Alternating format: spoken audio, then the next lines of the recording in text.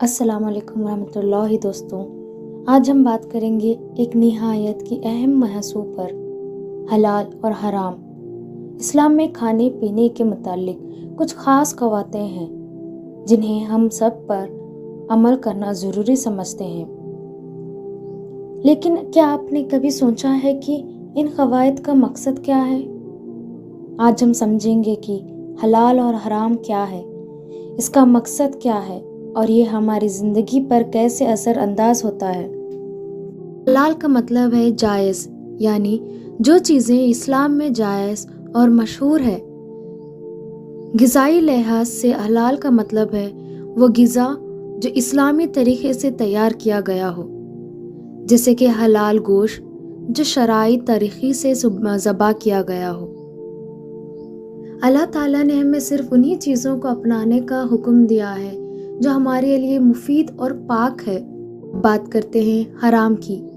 حرام کا مطلب ہے ناجائز، یعنی وہ چیزیں جو اسلام میں منع کی گئی ہے، جیسے کہ سؤر کا گوشت، شراب یا کوئی بھی ایسی چیز جو انسان کے لیے نقصان دہ ہو، وہ سب حرام ہے۔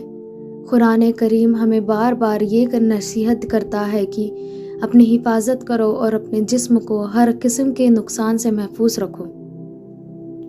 حلال اور حرام کو جو کانسیپٹ صرف کسی قانونی پابندیاں نہیں ہے، بلکہ اس کے پیچھے ایک گہرا اور حکمت بھرا مقصد ہے۔ اللہ نے ہمیں جو چیزیں جیسی قرار دی ہے وہ ہمارے جسم اور روحانی صحت کے لیے فائدہ مند ہے، اور جو چیزیں حرام قرار دی گئی ہے وہ ہمیشہ نقصان دہ ہوتی ہے۔ اسلام ہمیشہ ہمیں متعدل اور صحت مند زندگی گزارنے کا درجہ دیتا ہے۔ حلال غذا کے بہت سے صحت مند فائدے ہیں۔ جب حلال طریقے سے گوشت تیار کیا جاتا ہے تو اس کا سارا خون نکال دیا جاتا ہے، جو کہ گوشت کو صاف اور صحت مند بناتا ہے۔ اس طریقے سے ہم نہ صرف پاک بلکہ زیادہ غذائیت سے بھرپور غذا ملتی ہے۔ اس کے علاوہ حلال غذا کے ذریعے ایتھیکل اینڈ انسانیت پر مبنی فارمنگ پریکٹس کا بھی فروغ ہوتا ہے۔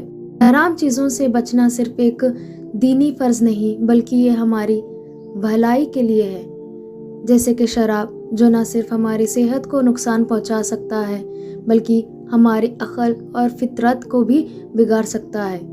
اسی طرح سؤر کا گوشت جو انسان کے لیے نقصان دہ ثابت ہوا۔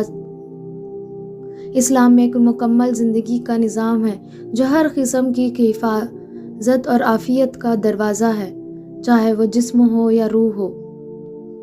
تو دوستوں، آج ہم نے سمجھا کہ حلال اور حرام کا جو کانسیپٹ ہے یہ صرف قانون کی پابندی نہیں بلکہ ہمارے صحت اور زندگی کے لیے ایک رہنمائی ہے۔ اللہ نے جو جسے جیسا قرار دیا ہے وہ ہمارے لیے بہترین ہے۔ اگر ہم قوانین پر عمل کریں تو دنیا میں اور آخرت دونوں میں کامیابی ہمارا مقدر بنے گی۔